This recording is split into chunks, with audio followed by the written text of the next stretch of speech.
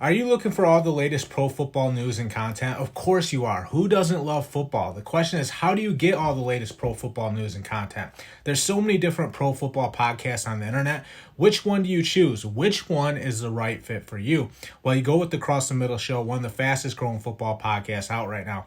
Over the past year, we've climbed the Spotify rankings and become a show you have to listen to if you're a football fan.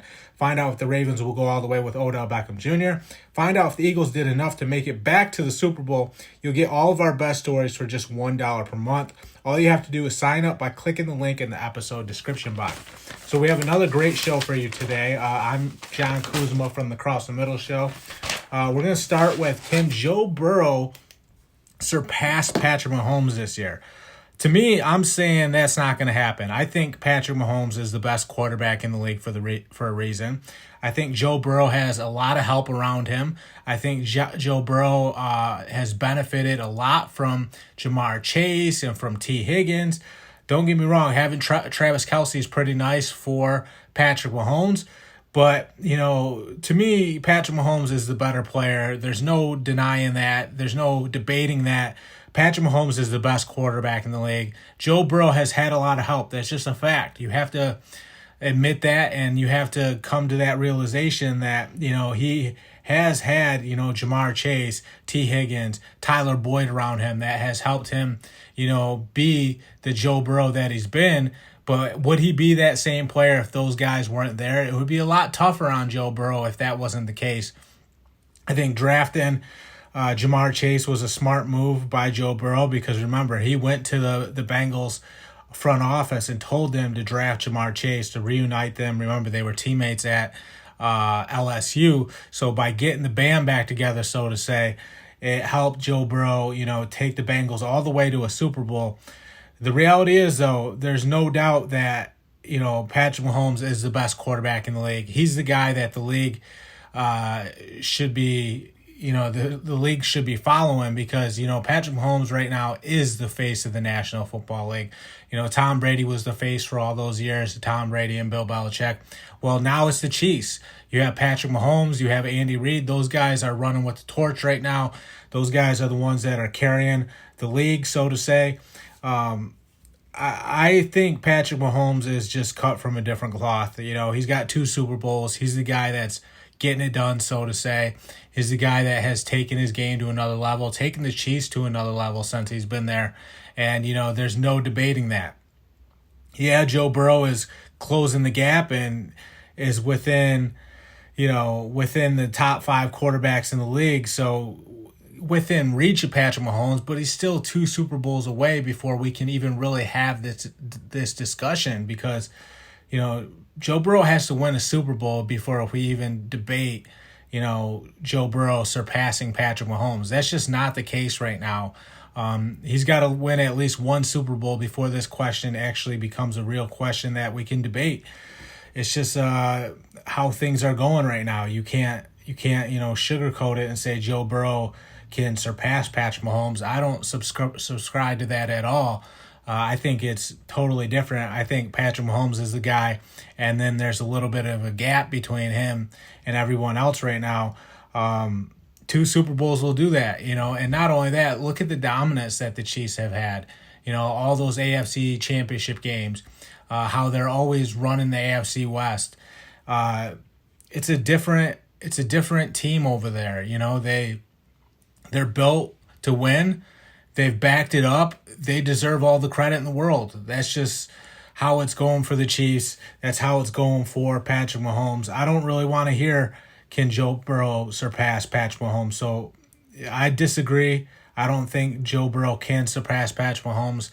I mean, if Patrick Mahomes wins another Super Bowl, then we can't even ask that question anymore. It's just a question that's being thrown around right now, so I wanted to get on here and give my take.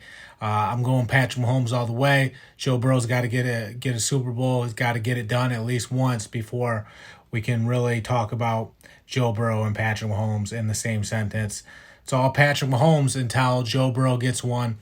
And, it seems like the Bengals might be going backwards a little bit. They had their shot to get one early on with Joe Burrow. It didn't happen, and they're not they're not, they didn't go back to the Super Bowl. Let's just say that, and that's pretty telling. They're going backwards. Are they still within striking distance of a Super Bowl? Yeah, they are, but when you start going backwards, usually it's hard to go forward again.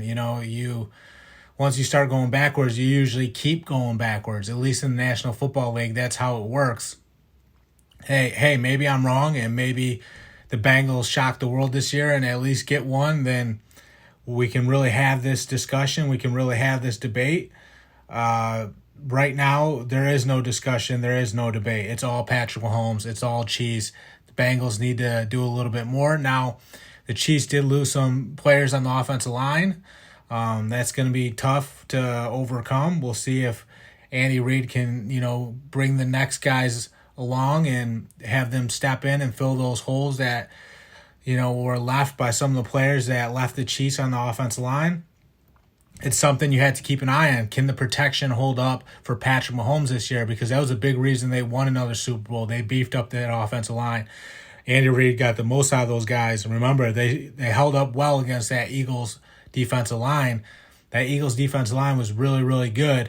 Some people will say, they were slipping on the turf in the Super Bowl. The reality is that offensive line basically stonewalled that Eagles defensive line. So the Chiefs deserve all the credit in the world for that.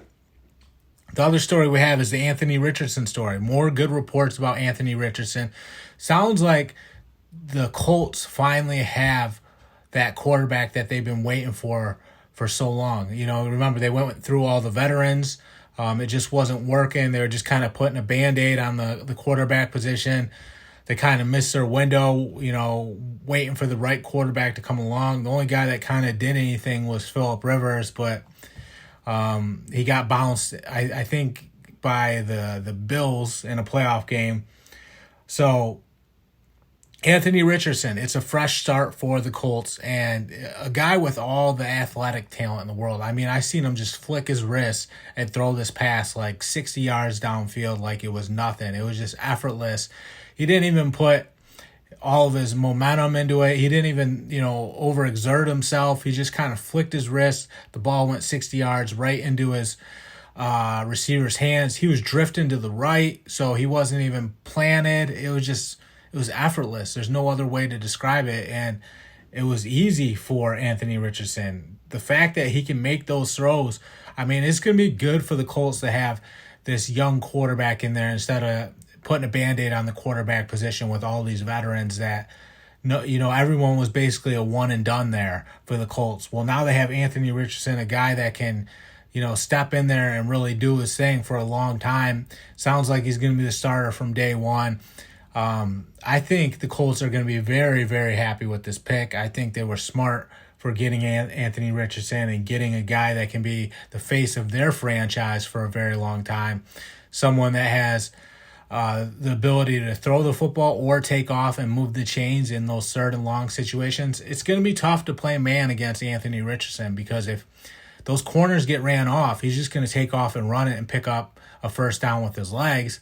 You start playing zone, he starts finding the holes in the zone and then starts picking these defenses apart with his arm. So how do you defend this guy? I mean, do you blitz him and get pressure? Well, then he's going to just throw quick hitters on you, slants, quick outs, and get the ball out of his hands quick. And, you're going to be vulnerable because you're bringing guys from the back end up near the line of scrimmage to blitz. That's going to be tough for the defense because Anthony Richardson's good enough and he's got a good enough brain where he can sense where the pressure's coming from and pick you apart. He's athletic to beat man coverage when the corners get ran off.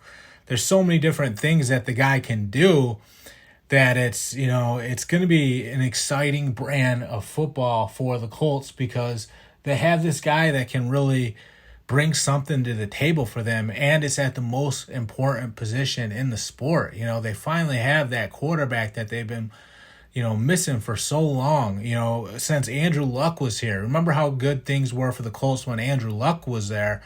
They're excited about Anthony Richardson, because they have a guy that can finally step in there and be the next Peyton Manning, be the next Andrew Luck. Now, obviously, the bar is high with Peyton Manning. The bar is even high with Andrew Luck, but at least they have someone that's cut from that same cloth where it's going to be a day one starter, a guy that's going to step in for a long time and be the starter there for, maybe 10, 15 years. Someone that can put the team back on the map, so to say. Those are the things we're talking about. Now, you can't ever predict someone's going to be another Peyton Manning. I just mean from a stability standpoint, another Peyton Manning, another Andrew Luck, just because he's going to stabilize the position, which they really haven't had. They've had a lot of turnover at the quarterback position. They've had all those one and dones with Phillip Rivers, Matt Ryan, Carson Wentz.